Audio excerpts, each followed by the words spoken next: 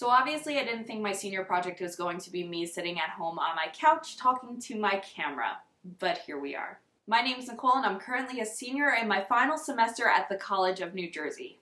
The reason that I'm here and I'm not at school working with a whole bunch of other seniors to create an amazing short film to share with everybody and finish my final semester of college ever at school is because we're in the middle of a pandemic. COVID-19, aka the coronavirus, is taking over the world.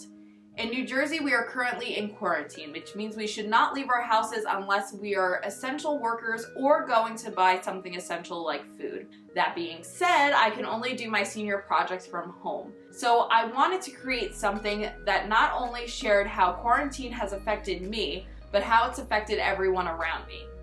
So I interviewed 40 people on their personal experiences during the pandemic. These are 40 real people who have all been affected in many different ways. My goal with this video was to create something that people could watch and relate to so we all feel a little less alone during these crazy times. So my question is, how has quarantine affected you?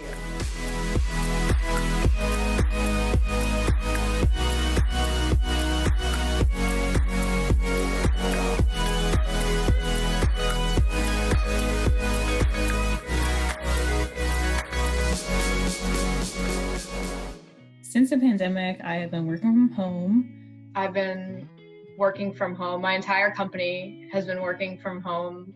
I decided to quarantine myself just because I have a little one here. I've been really fortunate to be able to hold on to my job during this pandemic. My team luckily was set up to be remote. Like, we all work on our laptops, so really being at the office is just a space. It's almost just being like in a co-working space. Appraised real estate, so we're considered essential workers because we're in the banking field. So we're still allowed to go into people's houses. But I do go in with masks and gloves and things like that. I personally, for my work life, I haven't been affected because I'm considered an essential worker. Because I work with children and adults with developmental disabilities, so we're always needed. So I'm lucky enough to say that I wasn't financially affected by the virus. We're an essential worker because our company supplies the maritime industry. I'm an essential employee. I mean, my job, we're making face masks right now. We're making hospital bed sheets. I do construction, so that's still on. I'm still working, thankfully. We are supposedly teaching remotely from home, but because I'm first grade, we really don't have much to do. I'm a dance teacher, so we've been trying to do online classes, so it's just been a huge adjustment trying to teach little children and get their focus from a screen. And since I teach art and it's hands-on, it's even harder because I know a lot of my kids are limited with supplies and what they have access to. So creating lessons that everybody can do, whether they have a lot or a little, has been challenging, and not seeing them is hard. And it's a learning curve for a lot of us because we miss our kids and we miss being in the classroom. The dynamics in the classroom is not repeatable from online teaching. So I think the classroom vibe is something that I really miss. I didn't get to say goodbye to my kids in the way that I really would have liked to. Just trying to make the best of it and adapt my lessons to being remote. I know a lot of teachers are just struggling, you just try to do what you can. Due to being a senior in college, it was my senior field. I'm going to be a teacher, an early childhood educator, and my clinical 2 was cut short. School was canceled and moved to online. My graduation was postponed for my master's, and effectively student teaching was canceled because I'm not able to go to the school, but I have been doing it virtually. My entire semester was moved online, and we were all kicked off campus. Everything I had planned for was just shut down. So I worked so hard for 4 years, and they basically ripped that out from under us. I know a lot of people are mad about prom being canceled and all that stuff, but I think you just also have to realize there's nothing you can do about it. We have no control over it. So if you have to work and try to teach your child, that's enough stress for anybody. Socially, it's even worse. I can't hang out with my friends. I can't go to the bar to get a drink, and my lacrosse season is canceled, so that's a big upset. But not having the ability or the spontaneity to just go out and do something has been hard. I'm privileged that I can use technology to do my job. Right? That's a privilege that a lot of people in society don't have, or maybe a lot of people in the world don't have. I was working at a law firm as a paralegal, and I started on January 20th. And it was my first big job out of college, and I was really excited to start learning, gaining experience. And then literally 2 months later, on March 20th, I was placed on temporary furlough. My academy for my job has been indefinitely suspended. I was laid off from my job. We've had to let go of like 70% of our staff. We're a small business, so we know what other small businesses are going through, and it's just like, so stressful for them, and it's just a different time, and we're just all kind of learning day by day how to figure it out. Well, I do mortuary transport for funeral homes. With this whole pandemic and the death rate, what it is, we're just so busy. You know, we work 24-hour shifts, but my 24-hour shift easily turns into a 36 or more. Many patients had COVID. People have from mild to severe and to death. No one wants to go to the hospital anymore, and no doctor really wants to send their patients to the hospital if they can help it. I'm doing my best to keep everyone I can out of the hospital. My true belief is the second a patient goes into the hospital or the ER, they get it. My mom works in Brooklyn, so she works in the front lines with dealing with patients who tested positive for coronavirus and everything. We're all very proud of her, but I know it's really hard for her as well. My husband is working in a pharmacy, so right now he's staying away from us. So it's really emotionally, I feel really, it's really bad. I just thought everyone was overreacting, but now seeing how many people are dying and stuff, I think people need to take it more seriously, and everyone should be quarantined. I was born with 2 holes in my heart, and I have a lung problem. I'm on lung steroids and a regular rescue inhaler and everything. If I were to get the virus, I would be one of those people on the ventilators. I knew something was up. I kind of felt like I had it because I just wasn't feeling myself. And then I got the results 2 days later, and it was positive.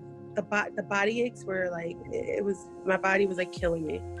I couldn't even turn over in the bed. It was that bad. This is really scary. So I'm glad we're all doing better, because you're hearing so many horror stories and so I'm happy we're all doing well.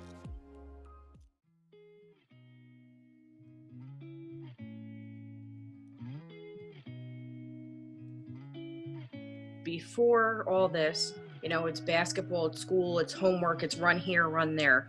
So it's the first time in my adult life since having kids that there's just time. Enjoy the time, that's it. This virus, this is science. Listen to the scientists.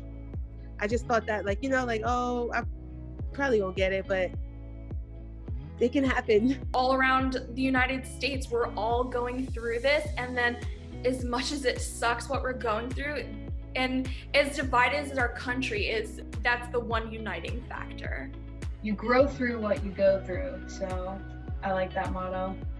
If you want to do something right now, just do it. Just go, because you never know when the next time you're going to be able to, sit in your house for hours with nothing to do. Keep at it. Try not to go too stir crazy. Don't go to work. A lot of people will call me and telemed, and I'll be like, well, where are you? And they're telling me all these symptoms of COVID, and like, oh, I'm at work. I'm like, why did you go to work? So, they're not taking it. They don't really understand how easily it's spread. If you're sick, call your doctor. And if you're very sick, you should go to the hospital. As a physician, I would say try to stay healthy, exercise, take your vitamins. Vitamin C and zinc are probably very useful in this situation. And when you do go out, glove and get an N95, because in my opinion, a scarf ain't doing nothing. Just figure out what you like doing, which may help you find a career path that you enjoyed. Also make sure you call your friends as well, as often as you can. Try to keep a regular routine. Take advantage of all the technologies we can have. Call your friends, have a Zoom meeting with them. We all have to do our part. So I'm going to do my part in staying in and to stay strong, and that we're all in this together, and hopefully everything will be okay. Honestly, find reasons to laugh and find reasons to interact. to keep kind of intellectually busy, even if like doing a crossword puzzle or a jigsaw puzzle or reading a book. This will pass. We will get through this. It'll pass. Look at the positive of it. Don't look at the negative. You just have to remain hopeful and just keep a positive attitude. That's it. You got to keep on keeping on. Whatever it is that gets you going and keeps you sane, you got to keep on doing it. I think we just need to be patient, because I think if we go too fast, we're going to start all over again, and that would just be really, really bad. I believe in government right now, so like they are doing a great job. Just follow what they are saying right now. Staying home, doing what they ask, I think is the smartest thing to do right now. Wearing masks, respecting the social distancing guidelines. Flatten the curve. This is only temporary, so that's just have to keep telling yourself. Go out and take walks. You just have to do the best you can. I don't know, try to fill your day up with something to do, Try to find a line between your personal life and your professional life, because they've kind of been meshed at this point. Try and exercise, because that'll just pass time. You'll use energy up, so you won't be up all night watching TV. What you are feeling is valid, and just because somebody else isn't having the same experience does not mean that yours is any less. Please stay home. I am going to die in here, not from corona, just from me going mad with my family. Take it day by day, stay in the present moment, practice mindfulness. Still be nice, even though people are not always the nicest back. Learn to be at peace with yourself, because there's going to be a lot of free time, Don't watch the news. The storm always runs out of rain. Stay safe, fix the big things, Take this seriously. You got to do what you have to do so you can do what you want to do. Stay at home, wash your hands, and see when this is all over.